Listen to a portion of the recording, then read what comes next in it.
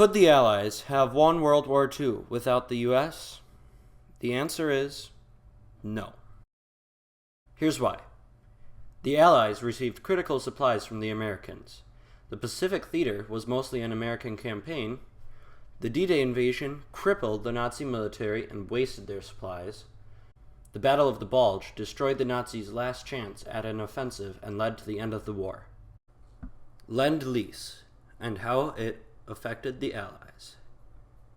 The Lend-Lease Act. Passed in March 1941, the Lend-Lease Act provided foreign governments with U.S. military aid. Aid was provided to Free France, the Republic of China, the United Kingdom, the Soviet Union, and the government of any country whose defense the President deems vital to the defense of the United States. Lend-Lease was America's way of taking sides before the declaration of war. Deliveries to the Soviet Union.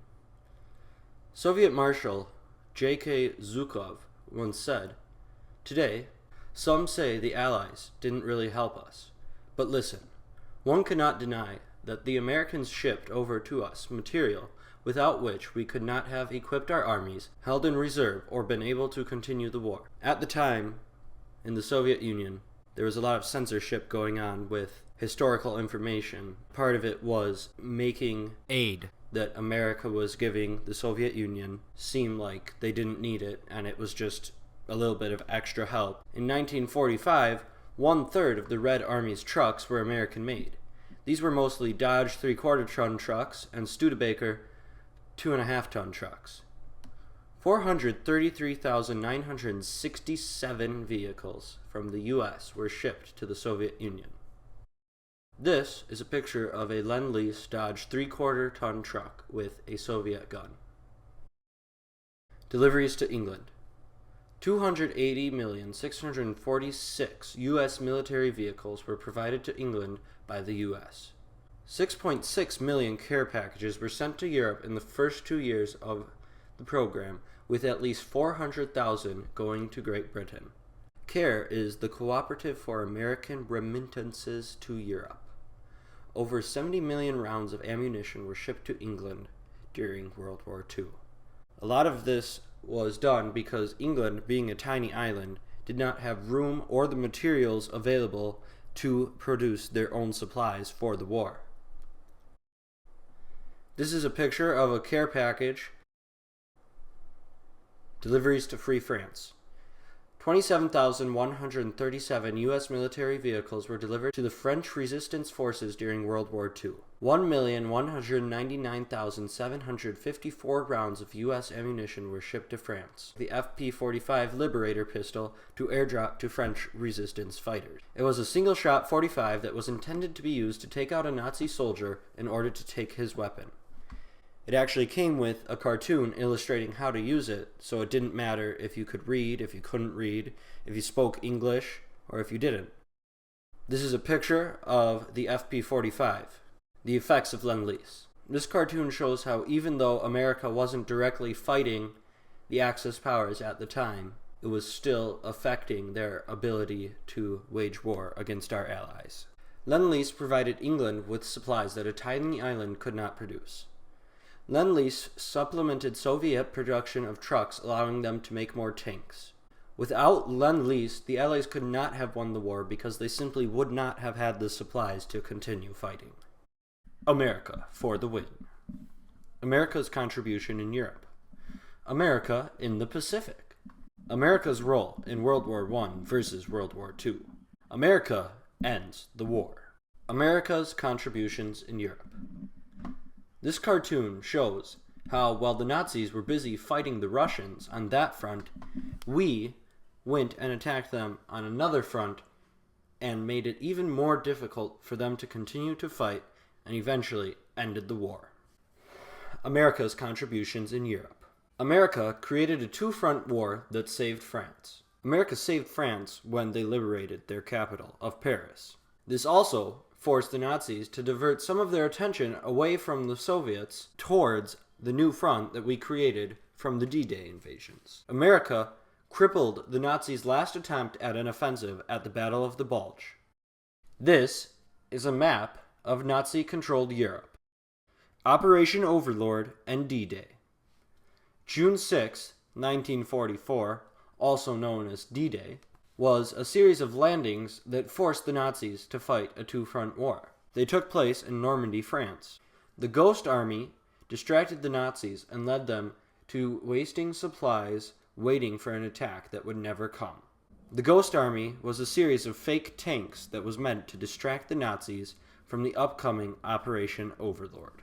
Although the English and Canadian forces participated in the D-Day landings, the greatest achievements were made by the American forces. D-Day drew Nazi forces away from the Soviets and allowed them to take back more land and eventually take the Nazi capital of Berlin. This is a picture taken from a landing craft on D-Day. This is a map of D-Day. The Americans focused their attack on the Utah and Omaha beaches. The British and Canadians focused on Gold, Juno, and Sword. The U.S. 82nd Airborne Division and the U.S. 101st Airborne Division also attacked from the other side of the Nazi line. The Battle of the Bulge. In December 1944, in an attempt to split the Allied army, Hitler launched a blitzkrieg assault from the Ardennes to Antwerp. They were stopped by Patton's Third Army at Bastogne. This led to the defeat of Hitler's last offensive. The Battle of the Bulge is the United States Army's costliest battle ever, with over 100,000 casualties. It was essential in stopping the Nazi regime from continuing to take over more of Europe. America's role in World War I versus America's role in World War II. In World War I, America only came in for the end, and it was almost like they replaced Russia after they dropped out of the war. In World War II, America was in the war for almost all of it after Japan attacked Pearl Harbor. In both World War I and World War II, America finished the war. In World War I, America ended it with the Meuse-Argonne offensive, and in World War II, America ended it by dropping the atomic bombs on Hiroshima and Nagasaki. In both wars, America saved France. In World War I, it was the Marine Corps at the Battle of Belleau Wood, and in World War II, it was when United States forces liberated Paris. In World War I, the United States fought mainly in Europe. In World War II, the United States fought in Europe and the Pacific. In World War II, America was really its own major player with its own interests. However, in World War I, we still didn't just take orders from Britain and France. We still did our own thing. Like how when Pershing got to Europe, they were like, hey, we just want you to fill in these holes in our lines with your men. But Pershing was like, we're going to go do our own thing. In World War I, we kind of just cleaned up after the 3 years of the war that had already happened. The fronts had already been established, and we didn't really have anything to do with it other than ending it. Whereas in World War II, the Pacific Front was kind of our own thing against Japan. Operation Overlord was another instance where we kind of just did our own thing instead of fighting on the fronts already established by our allies. America versus the Rising Sun. The Pearl Harbor attack made things personal. The Pacific was mostly an American effort. Guadalcanal was the turning point. The atomic bomb. Was it justified? Pearl Harbor. On December 7, 1941, the Empire of Japan launched a surprise attack on the American naval base at Pearl Harbor. When Japan attacked Pearl Harbor, they brought America into the war. This made America want revenge on Japan for attacking on American soil. One thing that many people do not know about December 7, 1941, is that not only was Pearl Harbor attacked, but the Aleutian Island of Wake Island was also attacked by Japanese forces, and U.S. Marines fought valiantly, but eventually the Japanese won. This is a picture of the USS Shaw under attack at Pearl Harbor. This is a map showing the territory that the Japanese took control of during World War II in the Pacific, comparing the numbers of casualties in the Pacific between the Allies. Overall, the American forces had more casualties than the Allies. 111,606 Americans were dead or missing by the end of World War II, and there were 20,580 taken prisoner. only 5,670 English were dead or missing by the end of World War II. 50,016 were taken prisoner. 9,470 Australians were killed or missing by the end of World War II, and 13,997 POWs were taken. This shows that America put more into the war in the Pacific than the Allies. The number of Americans that were killed in the Pacific is proportional to the number of Americans that fought in the Pacific. This might lead some people to say that of course the Americans would have more people killed than the English, but the English had more people taken prisoner, even though they sent less people to fight in the Pacific than the Americans. If you do the math, the British have 8.8 people taken prisoner for every one killed, whereas the Americans have 0.19 people taken prisoner for every one person killed. This is a picture of American infantrymen and a tank on Bougainville, Guadalcanal. Guadalcanal was the first major offensive for the Americans in the Pacific. It turned out as a decisive victory for America. The U.S. Marines launched a surprise attack in August 1942 and gained control of Henderson Field. Henderson Field was an airstrip that the Japanese had started construction on but did not finish because of the surprise attack, which was launched because the brass in the American forces knew that they could not let the Japanese have that airfield. The Japanese suffered heavy casualties and withdrew from the island by February 1943. The defense of the airbase Henderson Field by the United States Marine Corps was critical in the U.S. gaining air superiority. After the loss of Guadalcanal, the Japanese no longer had any hope of a counter-offensive against American forces. This is a picture of an American soldier on Guadalcanal. Note the full-length M1905 style bayonet as opposed to the cut-off version that would come later on in the war. This is a picture of dead Japanese soldiers on the beaches of Guadalcanal. This is a picture of United States Marines on Tarawa. Was the dropping of the atomic bomb justified? The answer is yes. Over 5 million leaflets warning of the attack were dropped on Japanese cities days before the attack. On the island of Saipan, soldiers warned of the attack every 15 minutes using captured radio stations. It ended the war without a massive invasion of mainland Japan, which would have resulted in massive American casualties, as well as massive amounts of Japanese civilian casualties. More than that suffered from the bombings of Hiroshima and Nagasaki. Here's a picture of the warning leaflets in Japanese. This is what the warning leaflet says in English. Read this carefully, as it may save your life or the life of a relative or friend. In the next few days, some or all of the cities named on the reverse side will be destroyed by American bombs. These cities contain military installations and workshops or factories which produce military goods. We are determined to destroy all of the tools of the military clique which they are using to prolong this useless war. But unfortunately, bombs have no eyes. So in accordance with American humanitarian policies, the American Air Force, which does not wish to injure innocent people, now gives you the chance to evacuate the cities named and save your lives. America is not fighting the Japanese people, but is fighting the military clique which has enslaved the Japanese people. The peace which America will bring will free the people from the oppression of the military clique and mean the emergence of a new and better Japan. You can restore peace by demanding new and good leaders who will end the war. We cannot promise that only these cities will be among those attacked, but some or all of them will be, so heed this warning and evacuate these cities immediately. As you know, the cities were not evacuated, and there were massive civilian deaths.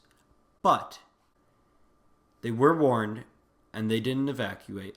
So really, it was justified, because we warned them to evacuate. They had the choice, and they did not. We are gathered here, representatives of the major warring powers, to conclude a solemn agreement whereby peace may be restored. The issues involving divergent ideals and ideologies have been determined on the battlefields of the world, and hence are not for our discussion or debate.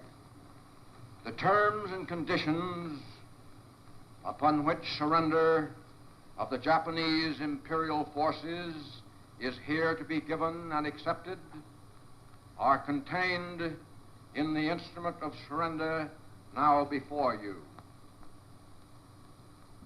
As Supreme Commander for the Allied Powers, I announce it my firm purpose, in the tradition of the countries I represent, to proceed in the discharge of my responsibilities with justice and tolerance, while taking all necessary dispositions to ensure that the terms of surrender are fully, promptly, and faithfully complied with.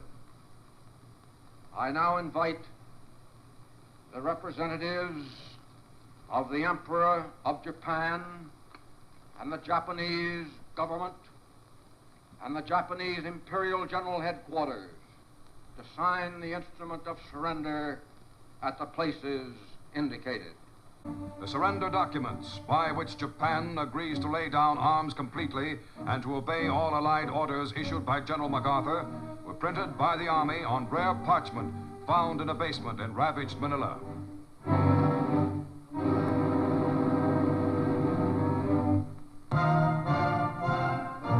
General MacArthur signs as Supreme Allied Commander.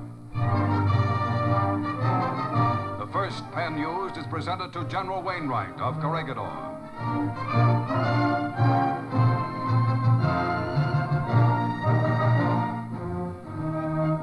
The second pen to British General Percival, Commander at the surrender of Singapore.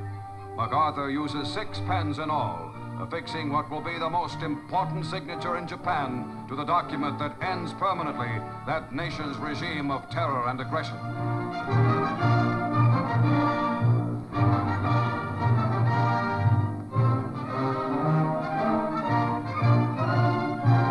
For the forces of the United States itself, Admiral Chester Nimitz signs. Behind Nimitz are the Third Fleet's Admiral Halsey and Admiral Sherman, famed amphibious commander.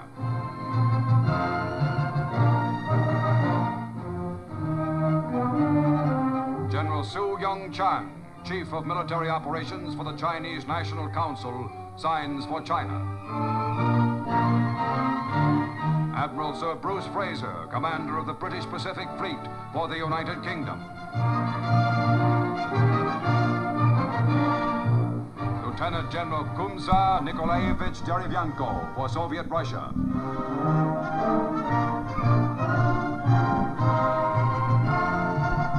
General Sir Thomas Blamey for Australia.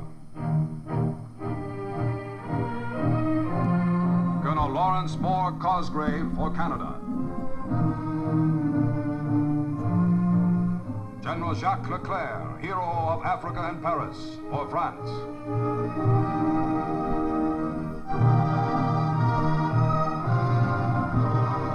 Admiral C.E.L. Helfrich for the Netherlands. Air Vice Marshal L.M. Issett for New Zealand.